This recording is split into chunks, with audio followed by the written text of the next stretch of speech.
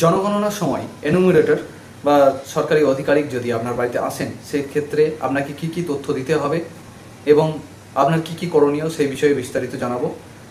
আপনারা সকলেই জানেন জনগণনা 2027 শুরু হয়ে গেছে। এতদিন চলছিল সেলফ ইনুমিরেশন কমপ্লিট হয়েছে। এখন 16 আগস্ট থেকে শুরু হয়েছে। বাড়ি বাড়ি সার্ভে করছেন এনুমিরেটররা এবং প্রয়োজনীয় তথ্য তারা সংগ্রহ করছেন। সেক্ষেত্রে আপনার বাড়িতে যদি এনুমিরেটর আসে, সেক্ষেত্রে আপনাকে কি কি তথ্য তুলে ধরতে হবে সেই ব্যাপারে আজ বিস্তারিত বলবো। তো এনুমিরেটর যখন আপনার বাড়িতে আসবেন, তখন প্রথমেই আপনাকে জিজ্ঞেস করবেন যে আপনি সেলফ এনুমিরেশন করেছেন কিনা। যদি আপনি সেলফ এনুমিরেশন করে থাকেন, তাহলে সেক্ষেত্রে আপনাকে এনুমিরেশন নাম্বারটা ওনাদেরকে সাবমিট করতে হবে। এবং যদি আপনি সেলফ এনুমিরেশন করে থাকেন, তাহলে তো আপনি সমস্ত তথ্য সেখানে সাবমিট করে রেখেছেন।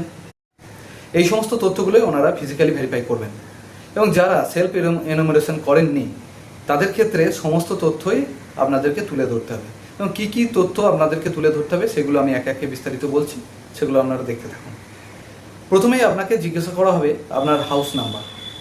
আপনি যদি আপনার হাউস নাম্বার জানেন, সেই হাউস নাম্বারটি সাবমিট করবেন। এবং এছাড়া আরেকটি নাম্বার সেন্সাস হাউস নাম্বার, যেটি আপনাদের এলাকার প্রাথমিক বিদ্যালয়ের শিক্ষক মহাশয়েরা আপনাদের সাবমিট করবেন। যদি আপনি এখন পেয়ে থাকেন, তাহলে আপনি সাবমিট করে দেবেন। আর যদি না পেয়ে থাকেন, খুব শীঘ্রই আপনারা পেয়ে যাবেন। তাছাড়াও ওনাদের কাছেও এই সমস্ত হাউস নাম্বার, ওনাদের কাছে এই সমস্ত তথ্যও থাকবে। তো এই নিয়ে কোনো চিন্তিত হওয়ার কারণ নেই।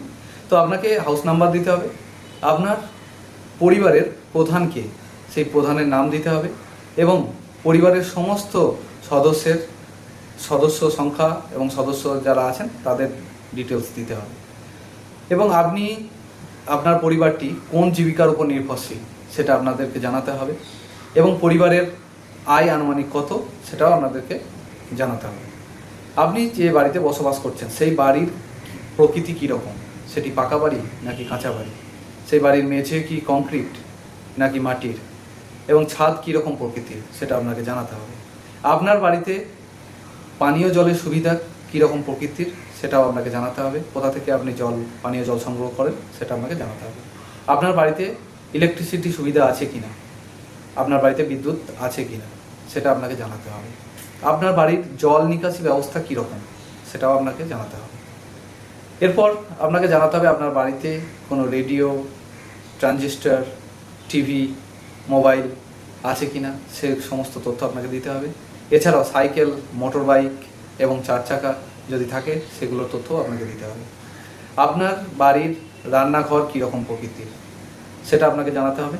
আপনার রান্নাঘরের জ্বালানি কি ব্যবহার করেন, সেটি কি এলপিজি ব্যবহার করেন নাকি আপনি যে সমস্ত জ্বালানি গ্রামগঞ্জে যে সমস্ত জ্বালানি দিয়ে রান্না করা হয় সেই সমস্ত জ্বালানি দিয়ে রান্না করেন, সেটা আপনাকে জানাতে হবে।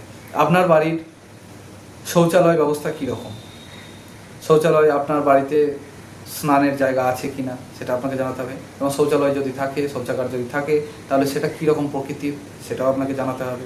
এরপর আপনাদের পরিবারে যারা সদস্য আছেন তাদের শিক্ষাগত যোগ্যতা সম্পর্কে জিজ্ঞাসা করা হবে এবং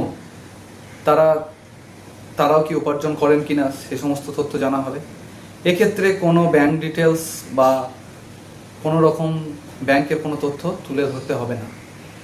যদি সেক্ষেত্রে আপনাকে বলা হয় ব্যাংকের তথ্য বা কোনো ব্যাংকের ডিটেলস দিতে, আপনারা কোনো মতেই তাদের সাবমিট করবেন না। ব্যাংকের কোনো SMS, কোনো OTP সংক্রান্ত কোনো তথ্য তাদের দেবেন না। এবং আপনাদের সম্পূর্ণ অধিকার আছে তাদের ডিটেলস চেক করার, তাদের আইডেন্টিটি কার্ড চেক করার আপনার সম্পূর্ণ অধিকার আছে। তো আপনি চাইলে যে এনুমিরেটর আসবেন, তাদের তথ্য আপনিও যাচাই করতে পারেন। তো এই সমস্ত তথ্যগুলো দিয়ে আপনি আপনার জনগণনা কমপ্লিট করবেন। অবশ্যই জনগণনার সমস্ত তথ্য আপনি তুলে ধরবেন, কারণ এটি ভবিষ্যতের জন্য ভীষণ কার্যকর। তাই এটা আপনার তুলে ধরা উচিত এবং সকলেই এই সেন্সাসে অংশগ্রহণ করবেন। ধন্যবাদ।